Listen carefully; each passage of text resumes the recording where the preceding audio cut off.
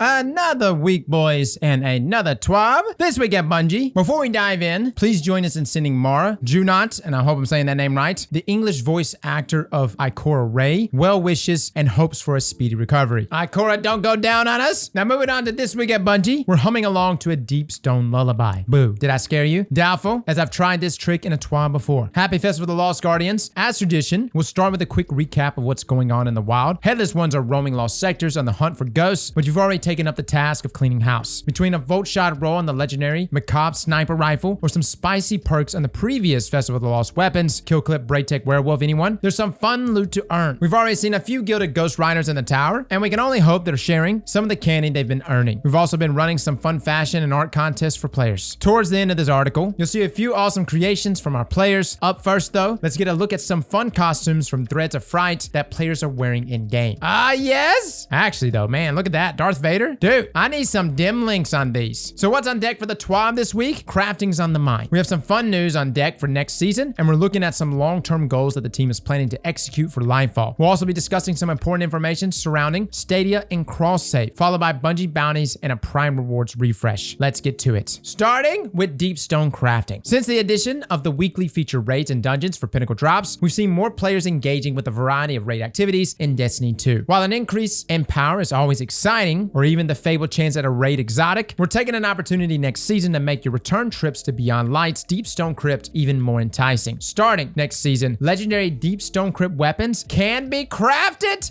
Each encounter has a chance to drop a deep sight version of a raid weapon, and players may purchase one per week from the final chest after defeating Taniks. When Deep Stone Crypt is the feature raid of the week, encounter drops are uncapped. This means you can run a full raid in each encounter multiple times, hunting for deep sight drops. When it comes to these weapons, there was quite a bit of excitement internally as the team started freshening up the perk pools. We asked one of our resident sandbox experts, senior design lead Chris Proctor, about their approach. So for Proctor here, when updating perk pools on older weapons, our goal is to keep the most beloved combinations and drop the rest to make room for new perks. With Deep Stone Crypt specifically, we look for new perks that synergize well with the perks that originated with Deep Stone Crypt: reconstruction, recombination, and redirection. That is, new perk combinations could look like reconstruction plus focus fury, or 4 times the charm plus redirection. We also took the opportunity to add perks to weapons that have never had them before. We've created quite a few new perks since Beyond Light shipped, and we're excited to see how players mix and match for their builds. Here's some that I'm personally excited for. On the Heritage Slug Shotgun, reconstruction plus focus fury, posterity, hand cannon, volt shot plus rampage. Oh my god! Trusty, scout rifle, rapid hits plus incandescent. Holy hell, fellas. And these are going to be enhanced, since they're going to be craftable. Enhanced incandescent, enhanced volt shot, enhanced reconstruction. Oh, and we took this opportunity to create a new origin trait for the weapons called Bray Inheritance. Wait, did Proctor just say that reconstruction is going to be crafted? Enhanced? Owners of Beyond Light can start crafting these awesome weapons starting on December 6, 2022. We'll see you in space next season, Guardians. Honestly, I'm down, guys. One of my favorite raids in the game. The weapons are also very, very good. Enhanced traits on them and new random rolls. This is going to be nasty. Now, Lightfall Crafting. With the excitement around upcoming Deep Stone Crafting, we felt this would be a great opportunity to talk about some plans the team is eyeballing for the system overall. When crafting was introduced in the Witch Queen, we were very excited to see how players would engage with the feature. Having a direct path to acquire a powerful perk or a god roll can be a bit risky in games like Destiny, but we're happy with how players are taking great advantage of what the system offers. That said, there are some aspects that the team is looking to address, not only to help address player feedback, but to improve crafting overall. First, let's start with some of the pain points that we like to address. Deep sight weapons are far too common, which leads to some confusion over their value and vault stress. To a new player, it can be difficult to understand which weapons are actually craftable. To an experienced player, deep sight weapons commonly end up in the vault simply for future currency, bringing more stress to inventory management. Next, deep sight weapons must be equipped for full currency extraction, causing friction with loadouts. The goal of this was so that players would try out weapons they normally wouldn't, and to make the currency feel earned. It is also somewhat of a byproduct of our original multi-currency perk system. Guys, if you remember, we had way too many currencies when crafting first launched. While this is nice to have, we like for players to want to try new weapons for other reasons, not just to earn crafting currencies. Next, farming an encounter like Shurichi is a very efficient method for leveling. While this can be fun for some, it is tedious and provides no useful benefits to the player or encounter. There are no methods for increasing a weapon's level outside of equipping it. And finally, as mentioned in our sandbox Q&A, crafting base raid weapons outclasses adept raid weapons. We want to maintain the value of adept weapon reward drops from master raid content. So to address these points, points, the team is actively working on some changes coming with Lightfall. While these changes are being developed, tested, and finalized, we want to share our list of goals and some strategies behind them. Now, the first goal is reduce deep sight weapon hoarding. The strategy, introduce alternate ways to earn deep sight currencies. The second goal is reduce bad luck and weapon recipe unlocking. Strategy, provide opportunities within the crafting system to allow users to deterministically choose what weapon to target. Third, reduce loadout stress. Strategy, reduce player incentives to equip a suboptimal deep sight or crafted weapon. And the fourth goal, and finally, improve the value of weapon rewards from master raid content. The strategy, as mentioned in the sandbox Q&A, give the new Lightfall raid adept weapons access to enhanced perks. Note that this is not going to be full free-form crafting.